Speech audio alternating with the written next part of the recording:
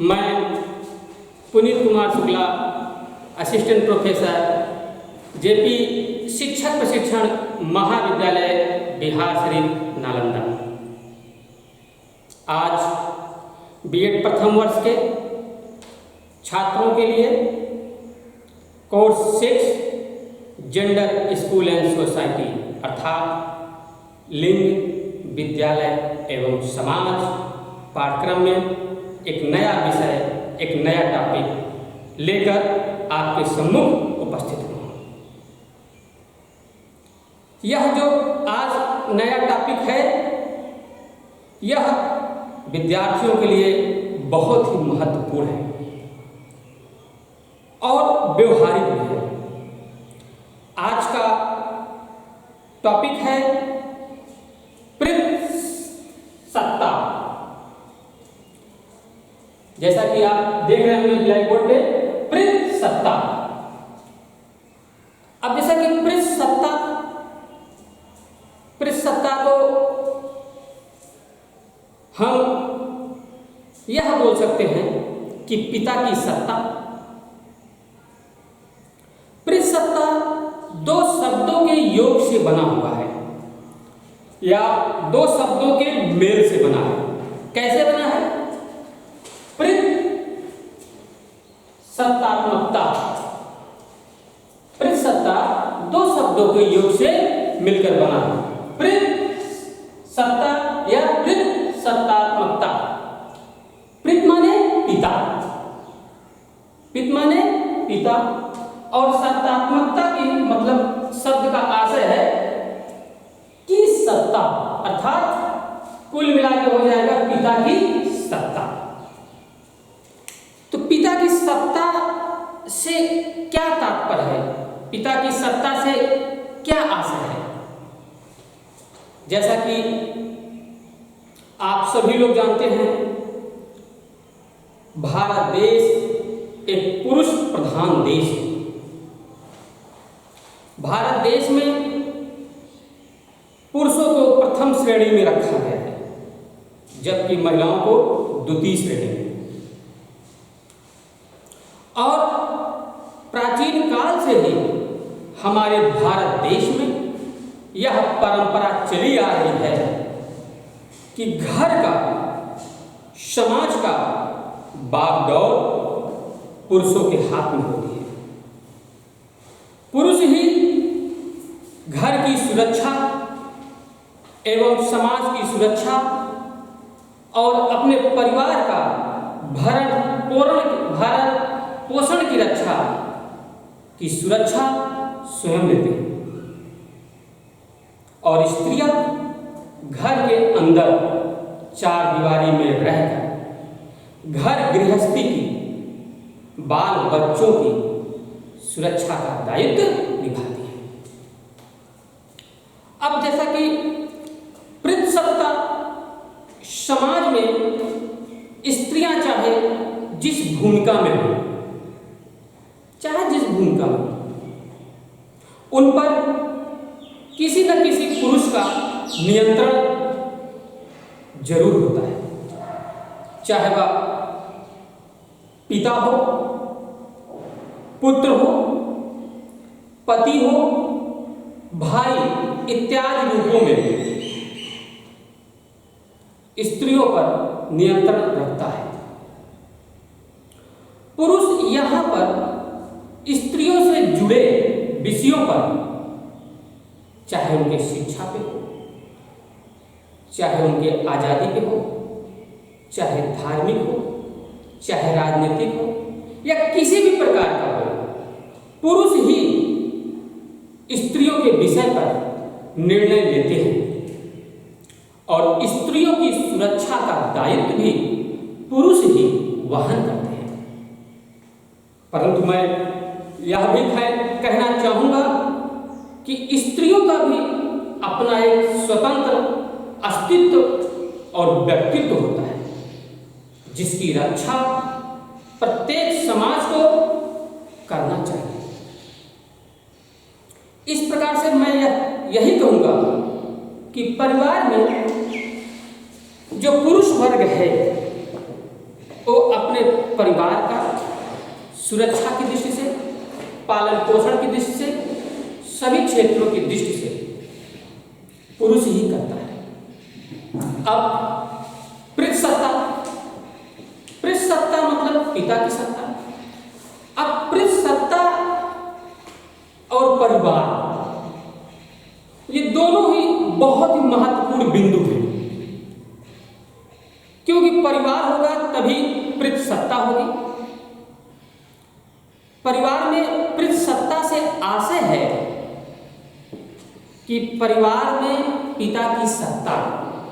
अब पितृसत्ता मतलब नर सत्ता, यानी पुरुष की सत्ता। अब परिवार में सत्ता कैसे होती है? पितृसत्ता परिवार का जो सबसे उम्र दराज यानी अधिक उम्र का व्यक्ति होता है, वही परिवार का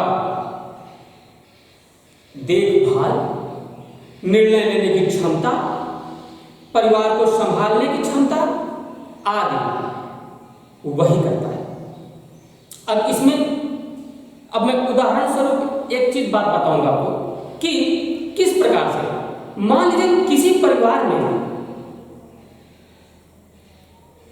किसी पिता के 3-4 पुत्र हैं और सभी वह संयुक्त परिवार में रहता है और तीनों पुत्रों की बाल बच्चे पत्नियां आदि हैं, तो उस परिवार की सत्ता जो दादाजी हैं, जो पिता हैं, वो संभालेंगे। उनके संरक्षण में ही सब कुछ घर का सुचारू रूप से कार्यभार चलेगा। वह जो निर्णय ले लेंगे वह सभी बालकों को, परिवार से भी स्त्रियों को, परिवार के सभी सदस्यों को मानना पड़ता है। आप देखते होंगे कि पितृसत्ता का एक सिंपल सा उदाहरण आपके सामने प्रस्तुत करता हूं कि हमारे यहां प्राचीन काल में राजा महाराजा हुआ करते थे और समाज बहुत बड़ा होता था। तो राजा महाराजा ही जो समाज के लिए, जो अपनी प्रजा के लिए जो भी निर्णय लेते थे वो प्रजा के हित में होता था। अगर प्रजा में कोई दोष होता था, कोई कष्ट होता था, तो राजा उसका समाधान खोजता था। ठीक उसी प्रकार से और आगे गांव में एक बड़े से गांव में एक मुखिया होता था। वह मुखिया ही पितृसत्ता का रूप धारण करता था। पूरे गांव की जिम्मेदारी, चाहे वह सामाजिक हो, चाहे वह नैतिक हो, चाहे आर्थिक हो, चाहे राजनीतिक हो, चाहे सांस्कृतिक हो, वही डिसीजन और वही निर्णय लेता था। अगर समाज में कोई अपराध होता था तो वह मुखिया ही न्याय करता था। इस प्रकार से वह पितृसत्ता हो। अब तीसरे पे अब किसी परिवार में आते हैं। परिवार में संयुक्त परिवार, एक संयुक्त परिवार में 20-25 लोगों को रहना होता है। उनमें एक पिता होता है, उसके कई बच्चे होते हैं, फिर उसके कई बच्चे होते हैं, कई बेटे बेटी होते हैं। तो उन सब का जो सबसे उम्र वाला व्यक्ति है वही पितृसत्ता का पद और जिम्मेदारी संभालता था। यही हुआ पितृसत्ता। और स्त्रियों के विषय में हमारे ग्रंथों में भी, अथर्ववेद में वर्णन मिलता है कि बाल्यावस्था में बालिकाएं या लड़कियां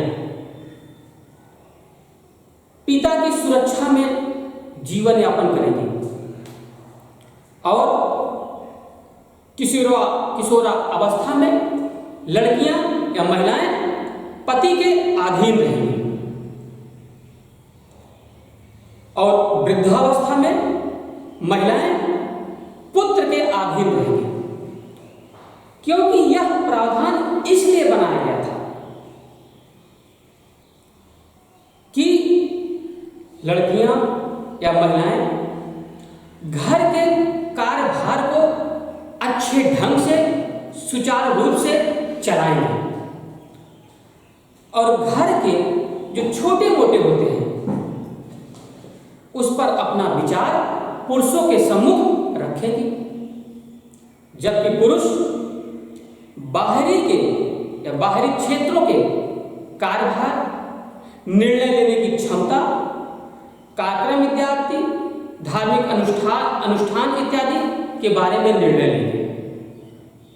इस प्रकार से यह कहा जा सकता है कि दोनों पक्षों को, स्त्रियों और पुरुषों को, दोनों को अपनी अपनी जिम्मेदारी का निर्वहन करना पड़ता था और इसी जिम्मेदारियों में निर्वहन करते करते पितृसत्ता का एक परंपरा, एक प्रचलन प्रारंभ हो गया।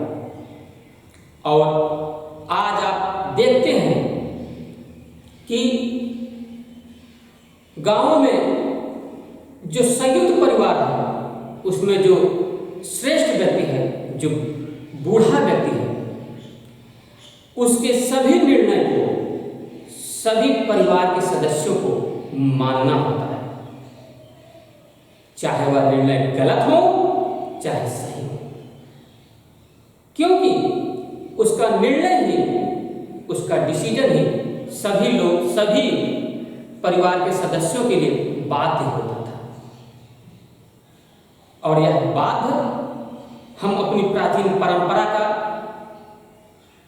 नैतिकता के आधार पर उसके आदेशों का पालन करते थे और यह परंपरा आज भी हमारे समाज में, हमारे भारतीय परिवारों में कायम है। आज भी हम लोग अपने दादा आदि अगर जीवित हैं तो पिता और माता अपने दादा के यानी अपने पिता के बातों का खंडन नहीं किया करते, उनका आज्ञा ही मानते थे। आज भी आप देखते होंगे ग्रामीण परिवेश में बहुत बड़ा संयुक्त परिवार है, तो अगर किसी दूसरे गांव से कोई निमंत्रण का कार्ड आता है तो घर के जो श्रेष्ठ व्यक्ति होता है, जो बड़ा व्यक्ति होता है, उसके नाम से कार्ड आ जाता है। कार्ड मीन्स चिट्ठी या पत्र आ जाता था और परिवार के सारे सदस्यों को निमंत्रण मिल जाता था। इस प्रकार से हमारी भारतीय परंपरा थी और इस प्रकार से यह पितृसत्ता एक परंपरा के रूप में, एक दूसरे के हस्तांतरण के रूप में परिवर्तित होते हुए आज तक हमारे भारत देश में प्रचलित है। अब जैसा कि पितृसत्ता के कुछ गुण होते थे, कुछ विशेषताएं होती थी। अब पितृसत्ता में सबसे महत्वपूर्ण था और विशेषताओं में पुत्र का महत्व। अब जैसा कि पितृसत्ता, जैसा कि पिता की सत्ता, तो पिता मीन्स पुरुष की सत्ता, तो पितृसत्ता में पुत्र का बहुत महत्व था, क्योंकि पुत्र ही अपने पिता की सत्ता को संभालता था और उनकी जिम्मेदारियों को बखूबी पूर्वक अच्छे ढंग से निर्वहन करता था। और फिर उसके बाद उसका जो पुत्र होता था वह अपने परिवार की जिम्मेदारियों को संभालता था। इस प्रकार से यह कहा जा सकता है कि पितृसत्ता परिवार के लिए बहुत ही महत्वपूर्ण माना गया। अब पितृसत्ता ये परंपरा क्यों प्रचलित हुई, इसके क्या कारण हैं और पूरे भारतीय समाज में पितृसत्ता किस प्रकार से परिवारों में धीरे धीरे पनपती गई और पुरुषों को यह अधिकार ज़्यादा से ज़्यादा मिलने लगा और स्त्रियों के अधिकार घर की चार दीवारी में ही कैद हो गया। इस विषय पे हम चर्चा कल के टॉपिक पर करेंगे और कल आपको विधिवत समझाएंगे कि किस प्रकार से पितृसत्ता का ये प्रारूप आज भी हमारे ग्रामीण परिक्षेत्रों में मिलता है। धन्यवाद।